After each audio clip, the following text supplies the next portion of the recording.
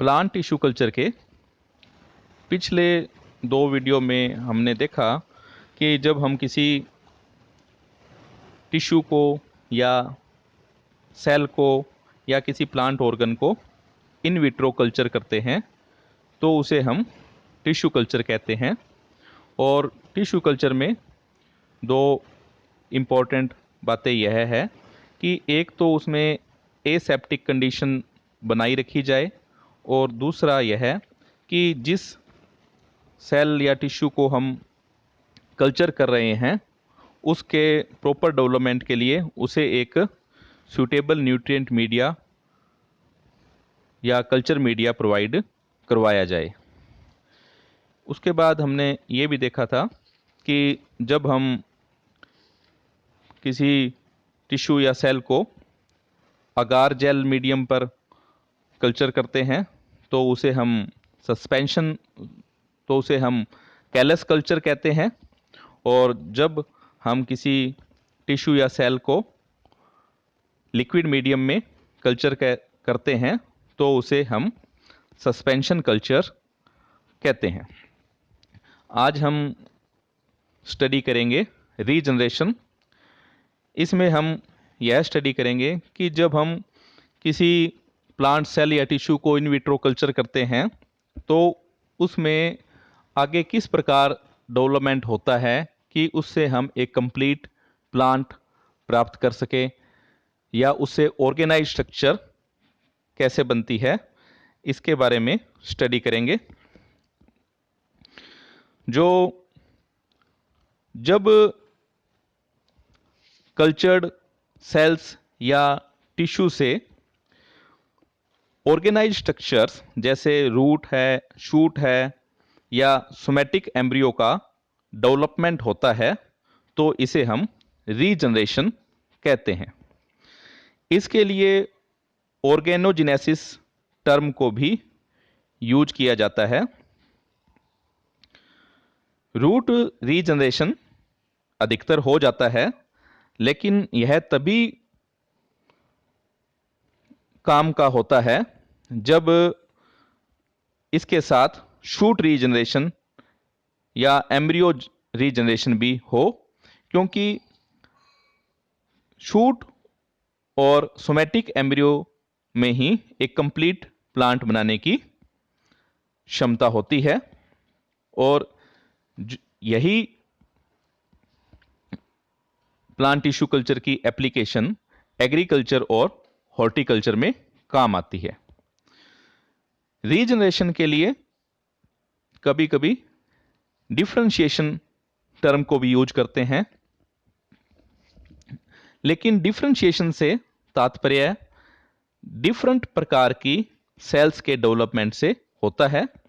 इसलिए differentiation term को singly use ना करके इसे शूट डिफरेंशिएशन या सोमैटिक एम्ब्रियो डिफरेंशिएशन के रूप में यूज करना चाहिए। तो पहले हम स्टडी करेंगे शूट रीजनरेशन।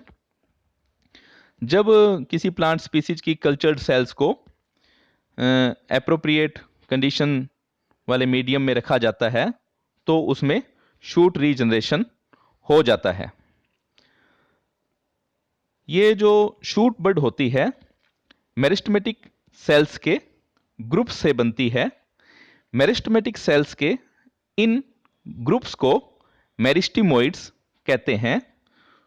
इन मेरिस्टीमोइड से शूट बड्स बनती है और शूट बड में लीफ प्राइमोर्डिया और एपिकल मेरिस्टेम होता है।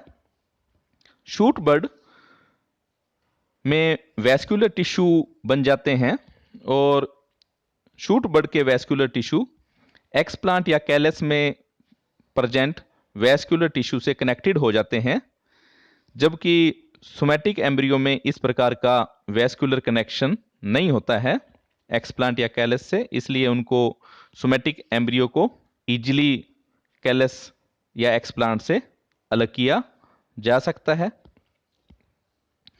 जब हम कैलस को शूट रीजनरेशन को फेवर करने वाले मीडियम में ट्रांसफर करते हैं तो कैलस पर मेरिस्टेमेटिक सेल्स के ग्रुप्स या क्लस्टर्स बन जाते हैं जिन्हें मेरिस्टीमोइड्स कहते हैं।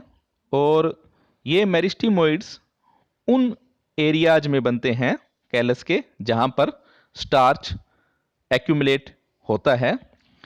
ऐसा विश्वास किया जाता है कि यह जो स्टार्च है शूट बड डिफरेंशिएशन या शूट बड रीजनरेशन के लिए एनर्जी प्रोवाइड करता है। GA3 जो ग्रोथ रेगुलेटर है वो शूट रीजनरेशन को रोकता है क्योंकि यह स्टार्च एक्यूमुलेशन में इंटरफेयर करता है। शूट रीजनरेशन को बहुत सारे फैक्टर जो है प्रभावित करते हैं, उसमें से फर्स्ट है ग्रोथ रेगुलेटर्स। सामान्यतः जो शूट रीजनरेशन होता है वो साइटोकाइनिन्स के द्वारा प्रोमोटेड होता है, जबकि ऑक्जीन्स का शूट रीजनरेशन पर इनहिबिटरी इफेक्ट होता है। स्कूग और उसके साथियों की शूट रीजनरेशन पर जो स्टडी थी उससे यह पता चला कि ऑक्जीन साइटोकाइनिन का जो रेशियो होता है वो ऑर्गन डेवलपमेंट में इंपॉर्टेंट होता है, ना कि इनकी कंसंट्रेशन। जैसे टोबैको पिथ कल्चर में जब साइटोकाइनिन का रेशियो हाई होता है तो शूट रीजनरेशन होता है, और अगर ऑक्जीन का रेशियो हाई होता है तो रूट रीजनरेशन होता है। स्कूग ने और इसके साथियों ने यह भी एस्टिमेट किया कि इंडोल एसिटिक एसिड जो एक ऑक्जीन है इसके इनहिबिटरी इफेक्ट को साइटोकाइनिन्स या काइनेटिन्स के दो मॉलिक्यूल्स द्वारा काउंटर एक्ट किया जा सकता है या रोका जा सकता है। जनरली जो GA3 ग्रोथ रेगुलेटर्स हैं या जो जिब्रेलिन्स हैं वो शूट बड रीजनरेशन को रोकते हैं क्योंकि ये मेरिस्टीमोइड्स की फॉर्मेशन को इनहिबिट करते हैं। लेकिन कुछ स्पीसीज जैसे क्राइसेंथेमम में GA3 जो है उसका शूट रीजनरेशन पर प्रोमोटरी इफेक्ट होता है। इसके विपरीत जो बहुत सारी स्पीसीज में जो एब्सिसिक एसिड है यह शूट रीजनरेशन को इन्हेंस करता है क्योंकि यह GA3 के जो इफेक्ट्स होते हैं उनको काउंटर एक्ट करता है। जो विभिन्न प्लांट स्पीसीज हैं इनका जो ग्रोथ रेगुलेटर की एक्सोजिनस सप्लाई के प्रति जो वेरिएबल रिस्पॉन्स है वो इसलिए होता है कि इन ग्रोथ रेगुलेटर्स ऑक्जीन्स, साइटोकाइनिन्स और जिब्रेलिन्स का प्लांट्स में डिफरेंट लेवल्स पाए जाते हैं। अगर ये जो ग्रोथ रेगुलेटर्स हैं ये प्लांट में या तो सब ऑप्टिमल कंडीशन में यानी कम, ऑप्टिमल कंडीशन में यानी कि पर्याप्त, या सुप्रा ऑप्टिमल कंडीशन में यानी कि अत्यधिक मात्रा में प्रेजेंट हो सकते हैं। और प्लांट स्पीसीज का इन एक्सोजिनस ग्रोथ रेगुलेटर के प्रति जो रिस्पॉन्स होता है टिश्यू कल्चर में, प्लांट टिश्यू कल्चर में, वो इन प्लांट्स के में इन ग्रोथ हॉर्मोन्स के एंडोजिनस लेवल पर डिपेंड करता है। जैसे एग्जाम्पल के लिए जो क्राइसेंथेमम स्पीसीज है इसमें GA3 सब ऑप्टिमल कंडीशन में होता है, इसलिए जब हम GA3 को एक्सोजिनस सप्लाई करते हैं तो इसका प्रोमोटरी इफेक्ट होता है, जबकि दूसरी स्पीसीज में जो GA3 होता है ये सुप्रा ऑप्टिमल कंडीशन में होता है, इसलिए एब्सिसिक एसिड जो है जो GA3 के इफेक्ट्स को काउंटरैक्ट करता है वह शूट रीजनरेशन को प्रमोट करता है।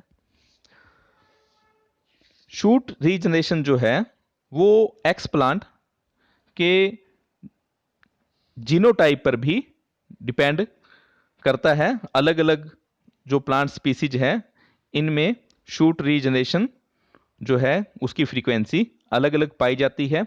यहाँ हम एक्सप्लांट उस प्लांट पार्ट को कहते हैं जिसे हम प्लांट टिश्यू कल्चर के लिए यूज करते हैं। इसके अलावा जो कल्चर मीडियम की कंडीशन होती है, अगर लिक्विड है या अगार मीडियम है, वह भी शूट रीजनरेशन को प्रभावित करता है। कुछ जो केसेस में लिक्विड मीडियम जो है वो सुपीरियर होता है। लाइट का इस पर इनहिबिटरी इफेक्ट होता है और लाइट की क्वालिटी भी इसमें इंपॉर्टेंट होती है। अलग अलग स्पीसीज के लिए शूट रीजनरेशन के लिए ऑप्टिमम जो टेम्परेचर होता है वो अलग अलग होता है। सोमैटिक एम्ब्रियोजेनेसिस,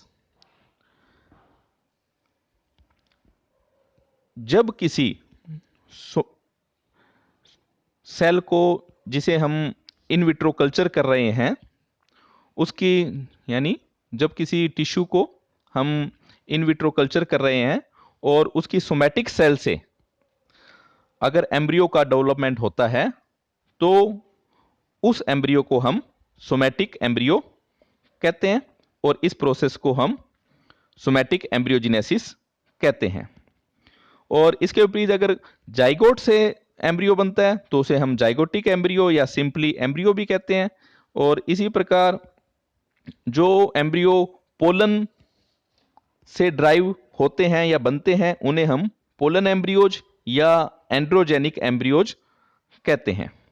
तो इस प्रकार हम देखते हैं कि अगर जो प्लांट सेल्स और टिश्यू जिनको हम इन विट्रो कल्चर कर रहे हैं उनसे या तो शूट बड रीजनरेशन द्वारा कंप्लीट प्लांट बनाया जा सकता है या उन पर सोमैटिक एम्ब्रियो बना करके और उस सोमैटिक एम्ब्रियो के जर्मिनेशन से कंप्लीट प्लांट बनाया जा सकता है।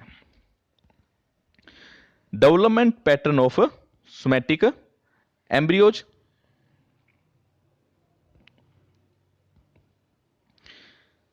जो सोमैटिक एम्ब्रियोज होते हैं वो सिंगल सेल से ओरिजिनेट होते हैं और ये जो सेल्स होती है बार बार डिवाइड करके मेरिस्टेमेटिक सेल्स का एक ग्रुप बनाती है।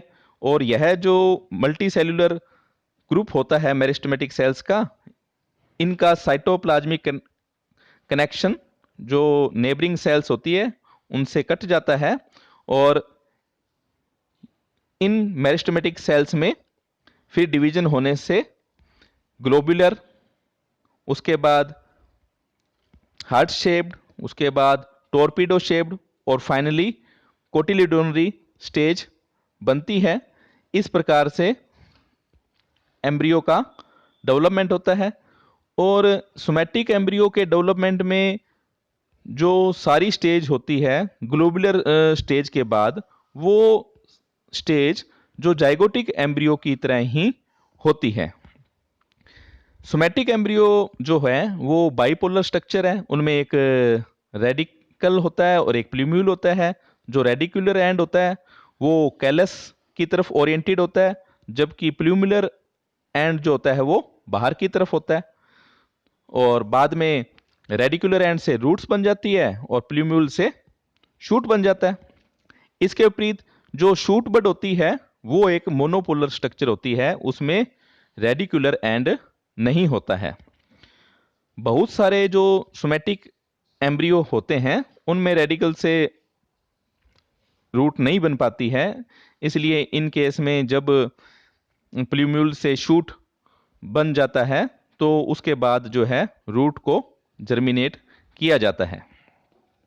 सोमैटिक एम्ब्रियो की डेवलपमेंट में कई बार एबनॉर्मल डेवलपमेंटल फीचर्स भी आ जाते हैं। इस प्रकार जो सोमैटिक एम्ब्रियो जो एक्सप्लांट पर या कैलस पर बनते हैं इन्हें हम प्राइमरी सोमैटिक एम्ब्रियो कहते हैं। और कभी कभी ये होता है कि इन प्राइमरी सोमैटिक एम्ब्रियोज की सेल से वापिस सोमैटिक एम्ब्रियोज बन जाते हैं, और इस प्रकार से जो सोमैटिक एम्ब्रियोज बनते हैं इन्हें हम सेकेंडरी सोमैटिक एम्ब्रियोज कहते हैं।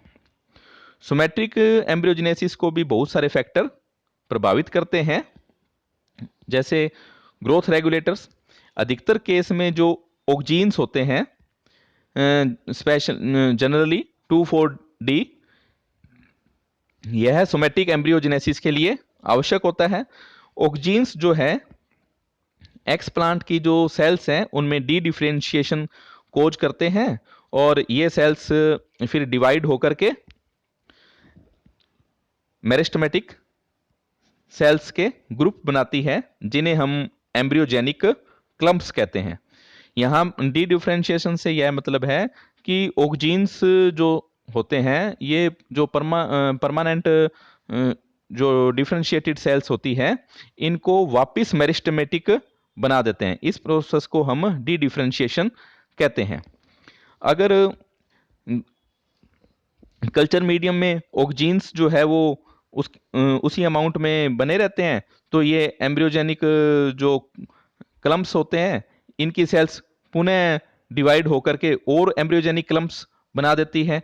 और अगर इन ऑक्जीन्स को की कंसंट्रेशन को कम कर दें या इनको रिमूव कर देते हैं, तो ये एम्ब्रियोजेनिक क्लम्प्स पर फिर सोमैटिक एम्ब्रियो का डेवलपमेंट हो जाता है। इस प्रकार जो सोमैटिक एम्ब्रियो का डेवलपमेंट 2 स्टेप प्रोसेस है। जब ऑक्जीन की कंसंट्रेशन अधिक होती है तो सोमैटिक एम्ब्रियो का इंडक्शन होता है और एम्ब्रियोजेनिक क्लम्प्स बनते हैं, और जब ऑक्जीन की सेकंड स्टेप में जब ऑक्जीन की कंसंट्रेशन कम हो जाती है तो सोमैटिक एम्ब्रियो डेवलपमेंट फेज आ जाती है, और इन सोमैटिक